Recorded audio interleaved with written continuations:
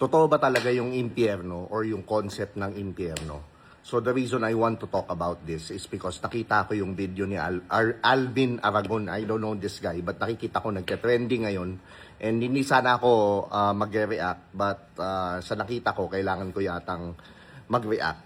Anyways, para sa akin kasi, again, before I talk, these are all my truths. Whatever your truth is, whatever you believe in, whatever your religion, I respect you. Know that I respect you, but I will just state my own truth or my own opinion on this particular matter. So basically, para sa akin kasi, hell isn't real.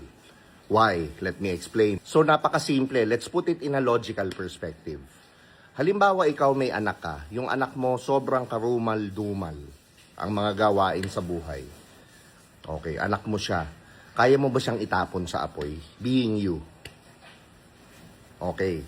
Pero kasi ikaw, hindi ko alam yung sagot mo, but me, hindi ko siya kayang itapon sa apoy. Pero, does it mean na hindi ko siya bibigyan ng lesson or hindi ko siya le-lecturean? So, yun yung sa akin. So, ako yun. So, what more si God? Alright, maganda ang illustration niya. Pero may malaking theological problem.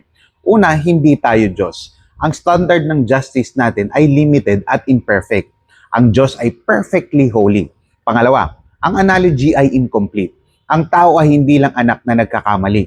Ang tao ay rebelde laban sa banal na Diyos. Sa Romans 6:23 ang sabi, "For the wages of sin is death." Mga ka-good news, ang impyerno ay hindi emotional outburst ng Diyos. Ito ay judicial response ng Holy Judge sa kasalanan. Hindi dahil hindi mo kayang magparusa, ibig sabihin mali na ang justice ng Diyos. I don't know kung ano yung tingin mo o how you perceive God, but how you perceive God is how you treat other people. So if you perceive God as a punishing entity or as a punishing being, then ganun ka rin sa mga kapwa mo. If you see Him as a jealous God, as a God who's judging, ganun ka rin sa ibang tao. Oops, teka lang. Hindi natin dinedefine ng Diyos based sa perception natin. Mga ka-good news, ang Diyos ang nagre-reveal kung sino siya. The problem today is this, gumagawa tayo ng version na Diyos na komportable sa atin. Yes, God is love, but God is also holy. Kung tatanggalin mo ang justice ng Diyos, tinanggal mo na ang dahilan kung bakit kinakailangan ng cross. Bakit namatay si Kristo kung walang judgment? Kung walang impyerno, walang urgency ang kaligtasan. But the thing is, kung titingnan nyo, sa New Testament, Jesus never mentioned anything about hell. Si Jesus hindi siya nag-judge ng kapwa niya. Si Jesus lahat niyakap niya sa buhay niya. Lahat pinatawad niya. So ako naman, andun din ako sa kung ako hindi ko kayang itapon yung anak ko sa apoy, what more si God? Because the God that I worship, our Creator, God itself, God the Father, is a being that is full of wisdom, full of love. So meaning, para sa akin, hindi ka pa nga gumagawa ng kasalanan. Alam niyang gagawin mo. Ngayon, pag ginawa mo at alam niyang gagawin mo, papatawarin ka niya. Ganun siya para sa akin. And hindi ka niya kayang itapon sa apoy. So ako, again, that's my reality.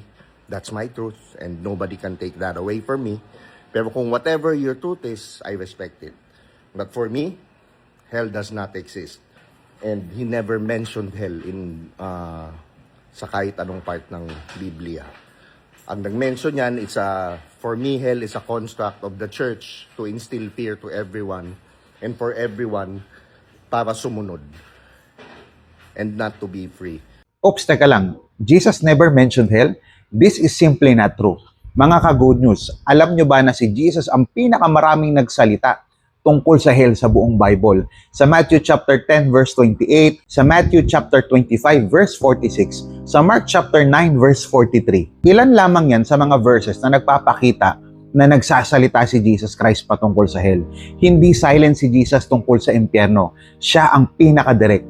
At tandaan, ang parehong Jesus na yumakap sa makasalanan ay siya ring nagwa-warning tungkol sa eternal judgment. Ang problema hindi kung totoo ang impyerno.